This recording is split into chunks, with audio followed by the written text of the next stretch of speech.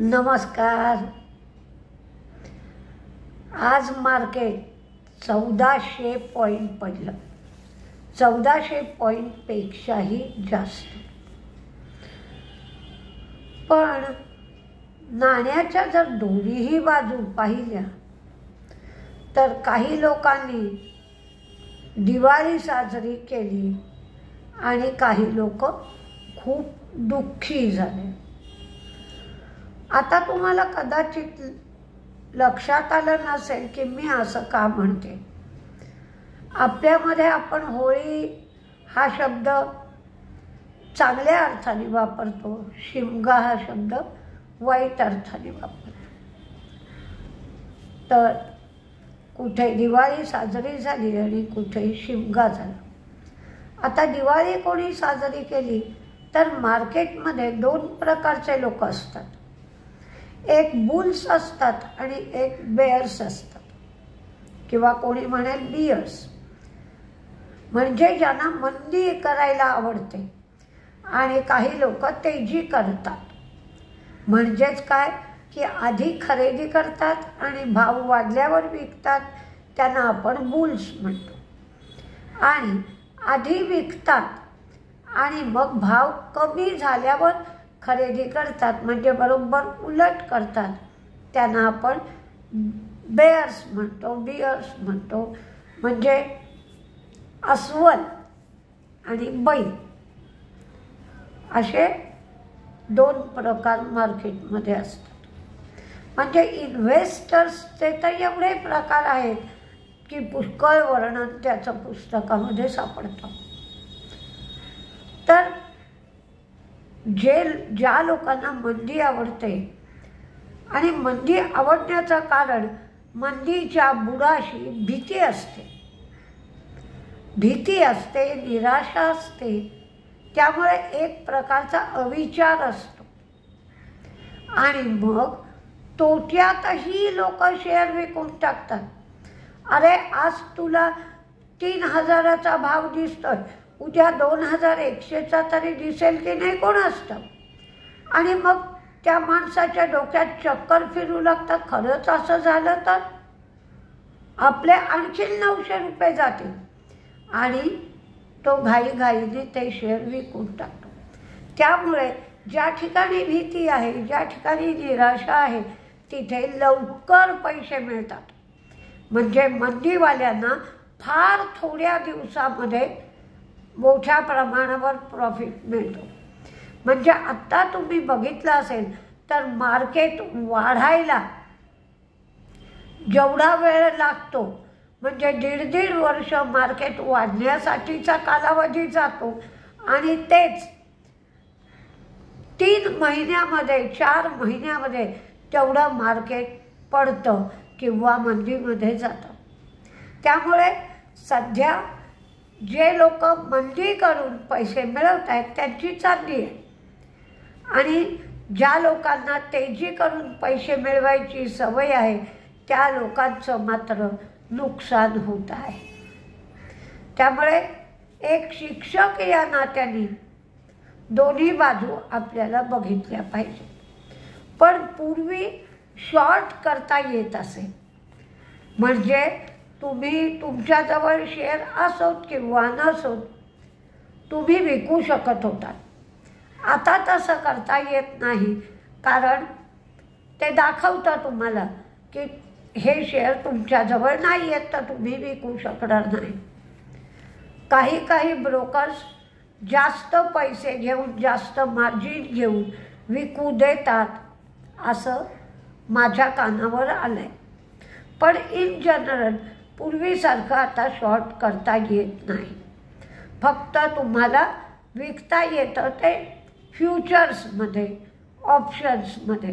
Cash मार्केटमध्ये shorting आता allowed केलं जात नाही। पण मी जेव्हा मार्केट करत होते तेव्हा हे शॉर्टिंग अलाउड होतं, मार्केट असंच पडत होतं। माझ्या ओळखीत म्हणजे तेव्हा असे 40-50 माणसं ब्रोकरच्या ऑफिसमध्ये असायची, आणि आम्हीही ब्रोकरच्या ऑफिसमध्येच मार्केट करण्यासाठी जायचो किंवा फोनवरून करायला लागायचं. पण खूप वेळेला असं व्हायचं की फोन एंगेज लागायचे. 4-4, 5-5 लाईनी असायच्या, पण फोन एंगेज लागायचे. फोन लागून ती ऑर्डर सांगून ती ऑर्डर टाकून म्हणेपर्यंत भावामध्ये 1-1.5 रुपयाचा फरक होत असे. मग त्याच्यापेक्षा चला आपण ब्रोकरच्या ऑफिसमध्ये जाऊन बसूया आणि तिथे समोर बसूनच ट्रेड करू, अशी एक पद्धत होती. तेव्हा रियालिटी सेक्टरमध्ये मंदी होती. माझ्या ओळखीत 2-3 माणसं सकाळी यायची, 500 शेअर शॉर्ट करायची, एक 5-6 रुपयाचा फरक पडला की ते शेअर खरेदी करायचे, घरी जायचं. हा रोज त्यांचा उद्योग होता. तर त्या दिवशी ते आले, त्याने असेच 500 शेअर शॉर्ट केले. त्यांना माहीत नाही की रियालिटी सेक्टरची मोठी बातमी सरकारतर्फे आली आहे. तर त्या दिवशी ते शेअर पडलेच नाहीत, उलट वरच्या सर्किटला जाऊन पोचले आणि सरकारने काहीतरी स्टॅम्प ड्युटी कमी केली होती का टॅक्सेस कमी केले होते. त्यामुळे त्या शेअरमध्ये 2-3 दिवस तेजी राहिली आणि 2-3 दिवस ते शेअर अप्पर सर्किटला लागत राहिले. तर ते 500 शेअर त्या व्यक्तीकडे नसल्यामुळे त्याचं ऑक्शन झालं आणि साधारण एक 3.5 लाखाच्या आसपास त्यांचं नुकसान झालं. आणि मी तेव्हा शिकाऊ होते,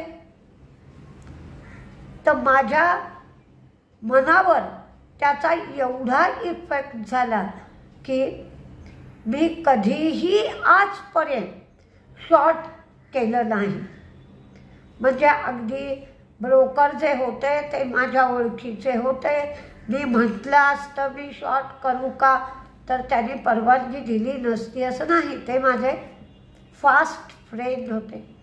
पण तरीही हे 3.5 लाख डोळ्यासमोर दिसायचे, त्यामुळे मी शॉर्ट कधीही केलं नाही. हे कसं कसं घडत गेलं, काय घडत गेलं ते मी किस्से मार्केटचे या पुस्तकामध्ये दिलं आहे. पण सांगायचं कारण त्यानंतर आपल्याला शॉर्टिंग करायचं नाही, तर मग मी काय करू लागले, जो शेअर 1.25 वाढलाय, म्हणजे अगदी सांगायचं झालं तर 40-45 रुपयाचा शेअरसुद्धा बुल रनमध्ये 400 रुपये होतो. तर असे जे शेअर 1.25 वाढलेत ते विकून ठेवायचे, त्याची किंमत वहीत लिहून ठेवायची, मी किती रुपयाला विकला. आणि ज्या वेळेला असं मार्केट पडू लागतं तेव्हा बघायचं आणि 400 रुपयाला विकलेला शेअर पुन्हा 200 रुपयाच्या आसपास किंवा 150 रुपयाच्या आसपास आला की तो खरेदी करायचा आणि आपल्या अकाउंटला किंवा पोर्टफोलिओला परत टाकून द्यायचा. अशा पद्धतीने मी एक प्रकारचं माझ्यासाठी नवीन पद्धतीचं मार्केट शोधलं आणि मग नेहमी मी असे 1.25 जे शेअर व्हायचे ते विकायचे. आणि जेव्हा मार्केट असं कमी होतं तेव्हा ते शेअर कमीत कमी किती भावाला आपल्याला मिळत आहेत त्यावेळेला ते खरेदी करायचे. पण जे शेअर विकायचे त्याचे आलेले जे पैसे असायचे त्याच्यातलं भांडवल घ्यायचं आणि प्रॉफिट घरात वापरायला घ्यायचं, अशी एक पद्धत मी त्यावेळेला अवलंबली होती. तर तसंही तुम्ही ज्यांची आत्ता नवीन मार्केटमध्ये आल्यामुळे काही चुका झाल्यात त्या चुकांची दुरुस्ती तुम्ही पुढच्या वेळेला करू शकता. पण निराश होऊन मार्केटकडे लक्षच द्यायचं नाही असं करू नका. की कधी कधी खूप चांगले शेअर खूप स्वस्तात तुम्हाला मिळून जातात आणि मग इस्टेट बनवण्याची एक संधी आपल्या हातून हुकली असं वाटायला नको. त्यामुळे रोजच्या रोज मार्केट पाहत जा. आज एंजल वनच्या काही डेट्यावर सायबर अटॅकच्या तक्रारी आल्या म्हणून कंपनीने त्यांचे क्रेडेन्शियल्स बदलले. एम्प्लॉईज प्रॉव्हिडंट फंड जो असतो EPFO म्हणतो त्याचा व्याजाचा दर 8.25% निश्चित करण्यात आला. शापूरजी पालनजी ग्रुपच्या काही कंपन्यांवर इन्कम टॅक्स विभागाने सर्व्हे केला. त्याच्यामध्ये ॲपकॉन्स इन्फ्रा यांचे जे मुंबई आणि दिल्लीवर जे ऑफिस आहेत त्यांच्यावर सर्व्हे करण्यात आला. आज IT सेक्टरचे शेअर जास्त पडले. कॅपजेमिनाय या कंपनीच्या बाबतीत अमेरिकेमध्ये व्हिसावर निर्बंध घातलेत, व्हिसाच्या नियमात बदल केलेत, त्याचा प्रतिकूल परिणाम झाला. त्याचप्रमाणे ॲक्सेंचरनी सुद्धा प्रमोशन्स आणि इन्क्रिमेंट्स लांबणीवर ढकलली. या सगळ्या बातम्या येऊ लागल्यानंतर IT सेक्टरमधले शेअर आज खूप मोठ्या प्रमाणावर पडले. कारण अमेरिकेतून त्यांचा व्यवसाय हा मोठ्या प्रमाणावर होतो. तर अमेरिकेत ज्या ज्या कंपन्या आहेत त्या कंपन्यांवरच जर वाईट परिणाम झाला तर व्यवसाय कुठून मिळणार, म्हणून IT विभागाचे शेअर आज पडले. फक्त आज MSCI इंडेक्समध्ये जे शेअर घातले गेले किंवा जे शेअर बाहेर पडले त्याच्यामध्ये 3 वाजून गेल्यानंतर काही बदल झाले. तर हुंडाईमध्ये 25.40 लाख शेअरचा 441 कोटीची मोठी डील झाली. त्याचप्रमाणे GDPचे आकडे आले. ते GDPचे आकडे क्वार्टर ऑन क्वार्टर सुधारले. म्हणजे 5.4 वरनं GDP 6.2 झाला. पण YOY बेसिसवर हा GDP कमी झाला आहे. मी तुम्हाला पुन्हा सांगते की गेल्या 2-3 वेळेला जेव्हा जेव्हा मंदी आली तेव्हा लोकांनी मार्केटकडे लक्ष देणं सोडून दिलं. आणि एकदा मार्केटकडे लक्ष देणं सोडून दिलं ना की ग्रीप निघून जाते. ग्रीप निघून गेली की पुन्हा नव्याने शिकावं लागतं, पुन्हा नव्याने बातम्यांचा मागोवा घ्यायला लागतो. कशाचा कुठे परिणाम होतो हे कळेनासं होतं. त्यामुळे मार्केट नुसतं ऐकत बसा, काय काय होत आहेत बदल ते पाहत बसा. तुमचा जो पोर्टफोलिओ आहे तो बाजूला ठेवून द्या. एक वेळ अशी येईल की तुमचा पोर्टफोलिओ पुन्हा प्रॉफिटमध्ये येईल, नाही असं नाही. पण निराशेमध्ये तोट्यामध्ये कुठलेही शेअर घाबरून विकायच्या भानगडीला पडू नका.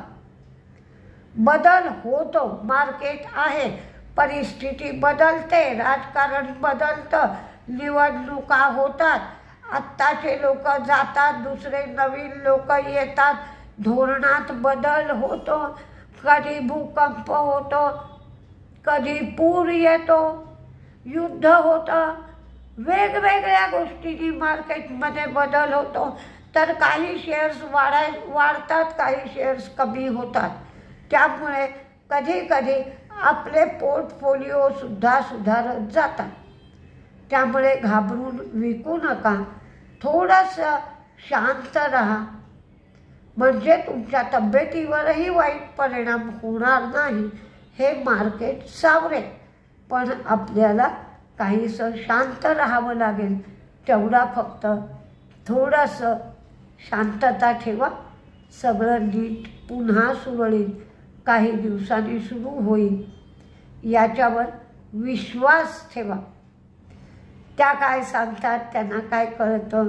मला काही खूप मोठं कळत नाही, पण या सगळ्या अनुभवातून गेल्यानंतर असं वाटतं की अरे होत आहे परत काही दिवसांनी नीट. आपण उगाचच घाबरून जातो, आपल्या तब्येतीवर वाईट परिणाम करून घेतो, उगीच चिडाचिड करतो. त्याच्यापेक्षा शांत राहणं उत्तम आहे. बघूया आता सोमवारची स्थिती काय आहे ती. नमस्ते.